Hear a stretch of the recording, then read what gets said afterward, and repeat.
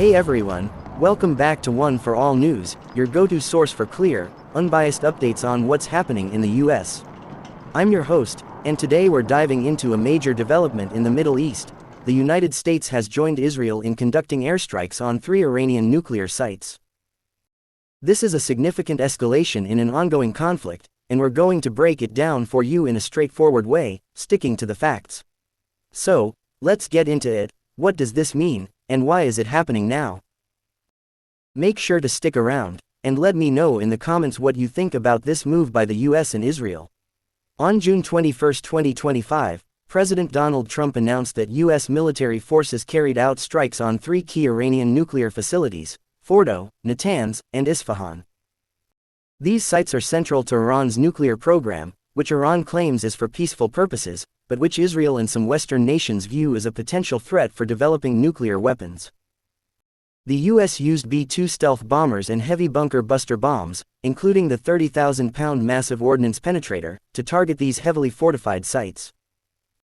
According to reports, the operation was described as very successful, with all US aircraft safely returning to their bases.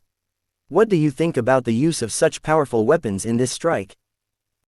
Is it a necessary step, or does it risk escalating things further? Now, let's set the stage.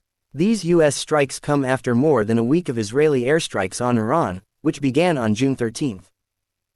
Israel's campaign, dubbed Operation Rising Lion, targeted Iran's air defenses, missile capabilities, and nuclear facilities, aiming to disrupt what they claim was an imminent threat of Iran developing a nuclear bomb.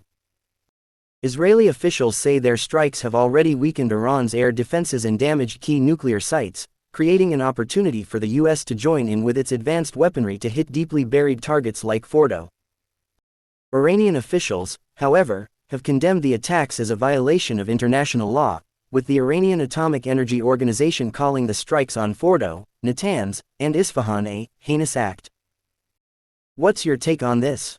Do you think Israel's initial strikes justified the US stepping in, or is this a dangerous overreach? The decision for the US to get involved marks a shift from President Trump's earlier stance. During his campaign, he criticized past US administrations for engaging in endless wars in the Middle East and vowed to keep America out of foreign conflicts.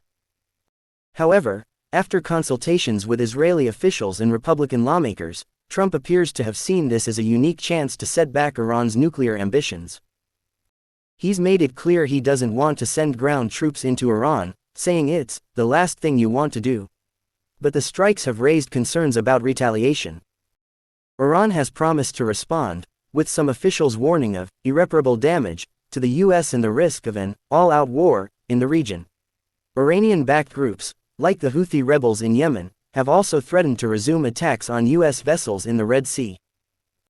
How worried are you about the possibility of this conflict spreading?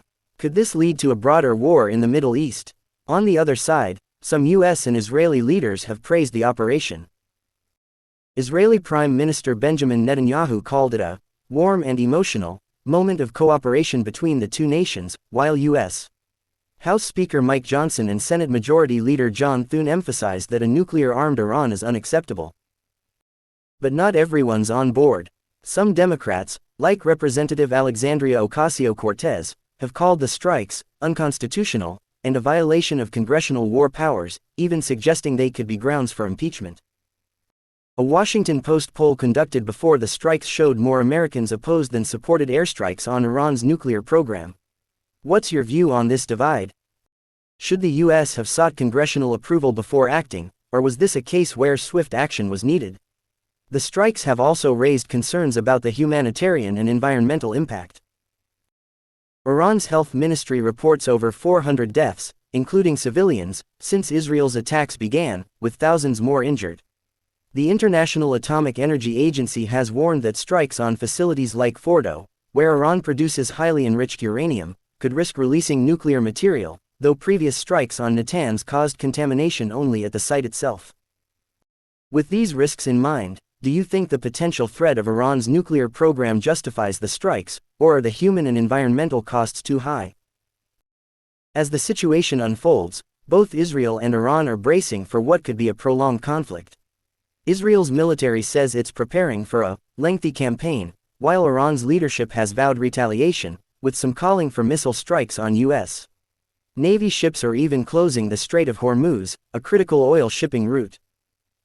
European diplomats tried to de-escalate tensions in Geneva recently, but those talks ended without a breakthrough. What do you think the next steps should be? Should the US and Israel push for diplomacy now, or continue their military approach? That's the latest on this developing story. The US joining Israel's campaign against Iran's nuclear sites is a high-stakes move with potential ripple effects across the region and beyond. We've got a major update on the situation between Israel, Iran, and the US.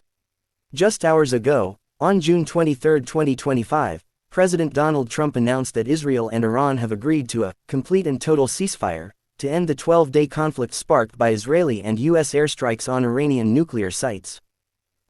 Let's break down the facts from this developing story, and I want to hear your thoughts. Could this really bring lasting peace, or is it just a pause in the fighting? According to Trump's post on Truth Social, the ceasefire is set to begin around midnight Eastern Time, with Iran starting the pause, followed by Israel 12 hours later. After 24 hours, the conflict, which Trump called the 12-day war, would officially end. He praised both nations for their stamina, courage, and intelligence, and credited Qatar for helping broker the deal, with U.S. officials like Vice President J.D. Vance and Secretary of State Marco Rubio involved in talks. Trump even suggested this could be a permanent end, telling NBC News he believes Israel and Iran will never be shooting at each other again. What do you think about Trump's optimism here? Is a lasting ceasefire possible given the deep tensions in the region? However, there's some uncertainty. Iran's Foreign Minister Abbas Araghchi posted on social media that there's no agreement as of now, but added that Iran would halt its attacks if Israel stops its strikes by 4 a.m. Tehran time. A senior Iranian official reportedly confirmed to Reuters that Tehran agreed to the U.S. proposed, Qatar-mediated deal, but Israel has yet to publicly confirm the agreement. Just minutes after Trump's announcement, CNN reported explosions in Tehran, suggesting ongoing strikes. This raises questions about whether both sides are fully committed. Do you think these mixed signals could derail the ceasefire, or is this just a bumpy start? The announcement follows Iran's retaliatory missile strikes on a U.S. base in Qatar, prompted by U.S. airstrikes on Iran's nuclear facilities at Fordo, Natanz, and Isfahan. Trump noted that Iran's early warning of its attack helped avoid U.S. casualties, which may have paved the way for negotiations. Some U.S. officials, like Vance, say Iran is eager to end the fighting, while Israeli officials described the outcome as a clear-cut victory for their strategic goals. But with no official word from either Israel or Iran's governments, the situation remains fluid. What's your take? Can Qatar and the U.S. mediate a lasting deal, or are we looking at a temporary truce? That's the latest on this ceasefire announcement. We'll keep you posted as more details emerge. Drop a comment below. Do you trust this ceasefire will hold? What should the U.S. do next to prevent further escalation? Thanks for staying with One for All News for unbiased updates.